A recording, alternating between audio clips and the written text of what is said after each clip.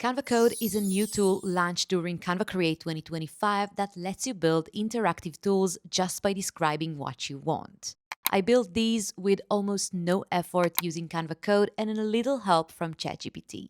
And no, I don't have any coding skills. You don't have to know code at all to use this. In this video, I will show you exactly how to access Canva Code, how I use it, and basically everything you need to know to start building your own tools and widgets. This is a super exciting update from Canva, so let's jump right in.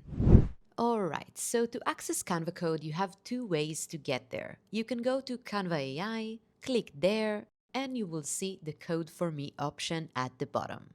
Once you choose that, you will get to the space where you can write your prompt and start creating whatever you want using Canva Code. You can also access it from the left sidebar by clicking on Canva AI. It leads you to the same place and then click Code for Me. Now I can write a prompt from scratch if I already know what I want, but I can also explore the pre-made options Canva suggests. There are so many ideas here, and they are really just a starting point that you can build on however you like. If you're stuck at the beginning, you can just click one of these suggestions. Let's say I choose Fun Memory Matching Game. You will immediately see a simple prompt appear. You can modify it however you need, change the subject, the game type, or even the purpose. But honestly, I recommend copying the prompt and asking ChatGPT to rewrite it for you. You will save a lot of time and you will probably get a better result.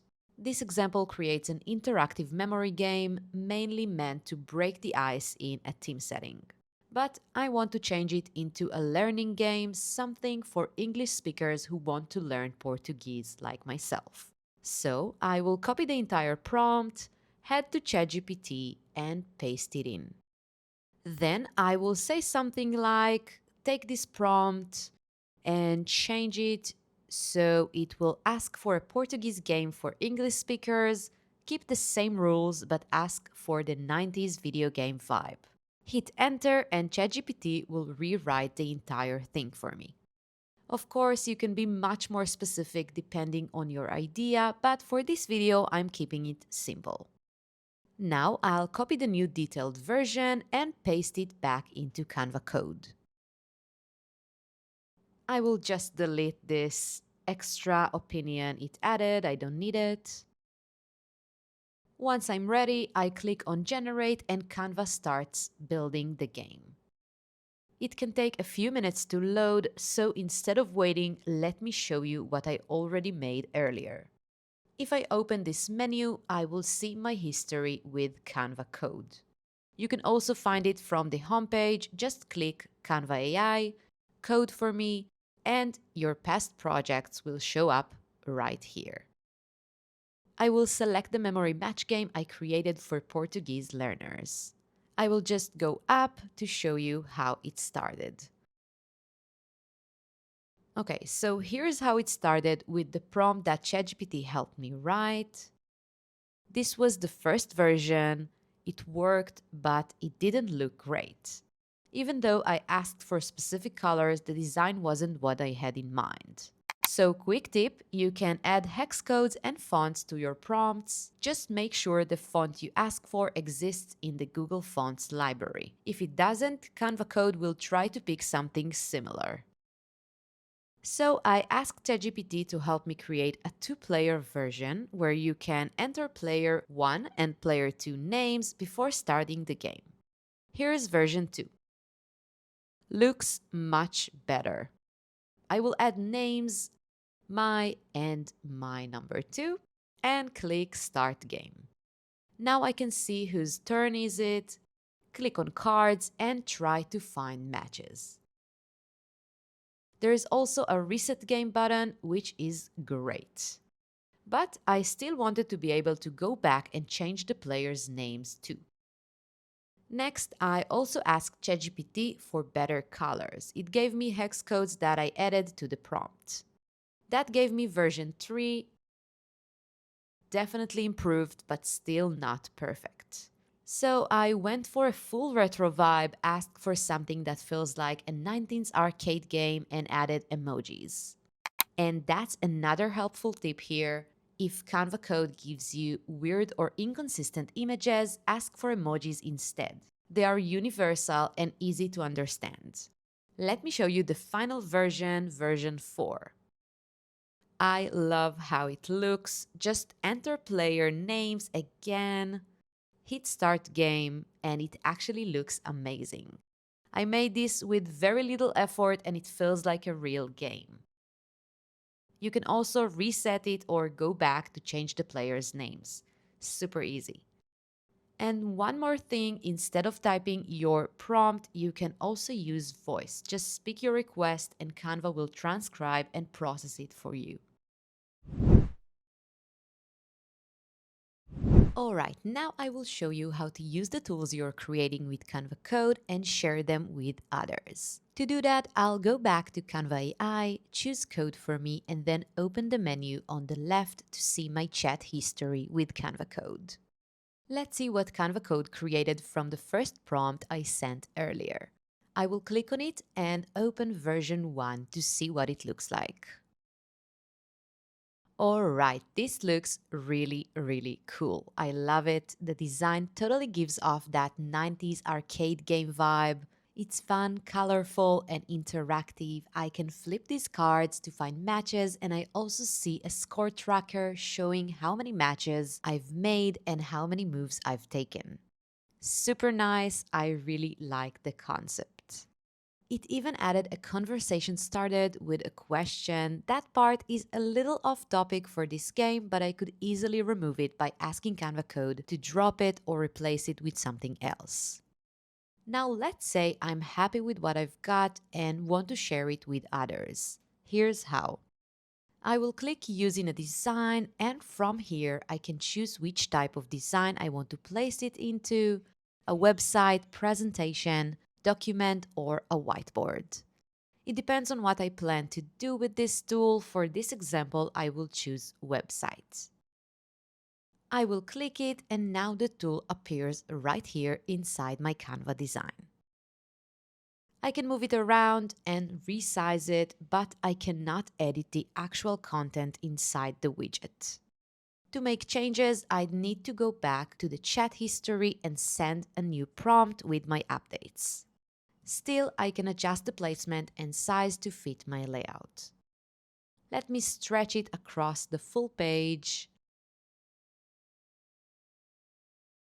Okay, maybe not fully, or it cuts off some of the game. So I'll just resize it a bit smaller and reposition it to fit better. It depends on your layout, but you have flexibility here inside the website editor. By the way, if you want to learn more about building websites and landing pages in Canva, I have a separate video that dives into that. I highly recommend checking it out after this one.